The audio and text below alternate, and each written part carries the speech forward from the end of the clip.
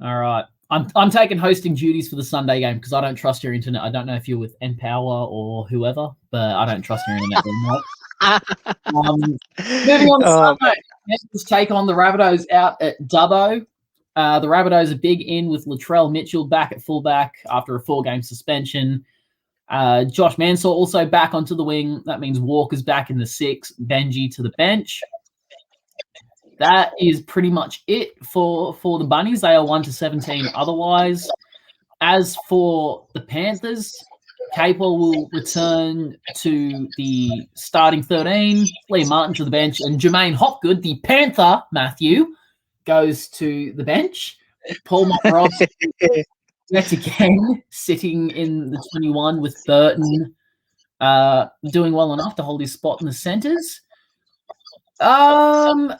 If I didn't know that Parramatta was playing Manly, I would have said this will be the match of the round, but I've still got the Panthers going 13+. You can't stop them.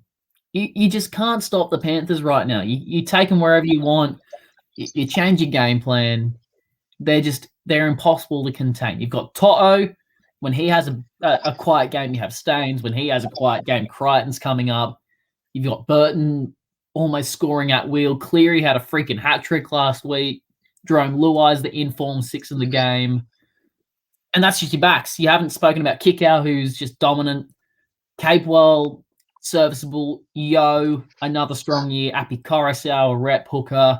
Fisher Harris is probably your starting prop for New South Wales this year. And then Moses Leota having a fantastic year. And what's his first year starting? How do you stop that team? You don't, and that's why I'm also backing Panthers 13+. I mean, why have they dropped Benji Marshall to the bench? I get that you can't drop Walker, you can't drop Reynolds. I'd almost say that with how they were playing over the last few weeks, there's a better argument for you stick Mitchell in the centre and you drop Braden Burns and you have Mitchell and Mansour out on your flank instead. And you keep Walker at fullback with Marshall in the 6, and then if you need to, you drop Mitchell back to fullback. I just think you're trying to make Mitchell fit. Look at some of the passes that Benji threw last week. How the hell are you going to justify benching a player that does that? Like, there's no justification for it. If it's not broke, you don't fix it. And having someone like Benji Marshall can only be a good thing against a Panthers side that's got young players in who've maybe not picked up some of those tricks of the trade. I mean, you saw Benji throw a cutout pass that skipped 3 players and put Johnston into the corner. I don't think there's many halfbacks in the game playing right now who can do that or have that vision going at the line. You watch Benji's eyes, he's not looking where Johnston is. His eyes are fixed on the line. They're convinced that he's taking the ball to the line.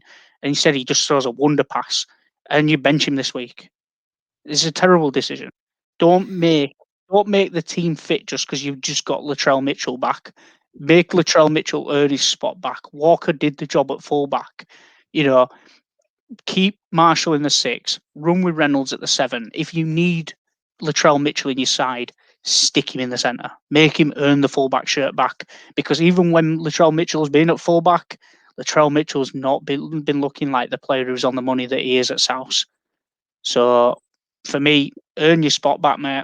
I think he's very fortunate to be straight back there in the 1 shirt.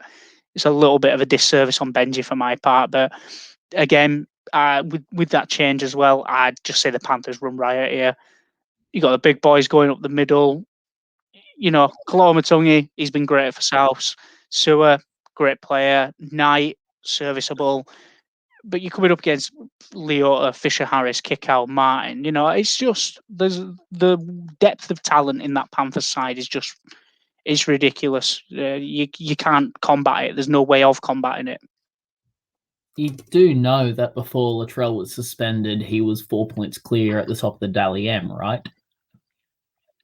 I know that, but I still think that Latrell's just not living up to that hype. Not compared to, if you look at Latrell at South now and compare him to Latrell that was playing when he first came onto the scene at the Roosters, it's shades. Like there's elements of his play there, but there's still those silly errors. There's still that attitude there that's going to really hamper him. So I think Latrell's still got a little bit of growth to do, and I think he's probably got more room for growth in the centres right now than he does at fullback.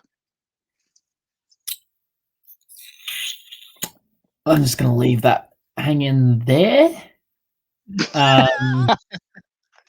Yeah, who's your anytime try scorer, mate, while you dig your hole even deeper? I'm going to go out on a limb. I'm going to say, oh, God, I'm going to say Staines. I'm just going to throw Staines in there. No real conviction to that one. I just think that probably Panthers are a good side for creating numbers. They're good at being able to work their opportunities. I think that Staines just gets into a position where he just walks into the corner. So yeah, that's where I'm going to go on that one. All right. I'm gonna hold on to your wingers sentiment, but go Mansell up against his old side, the side that told him you're not welcome here. You'll be playing Razzies next year. He left. He found a starting gig. He comes up against the side and probably against the man who kicked him out of that starting 13 in, Charlie, who's not a very good defender. Comes in, jams in the line. I'm going the Sauce at 225. I reckon he'll go on for a cheeky pie. Yeah. It's a decent shout. Can't say I'm mad at it. Yeah. Okay then. Let's move on.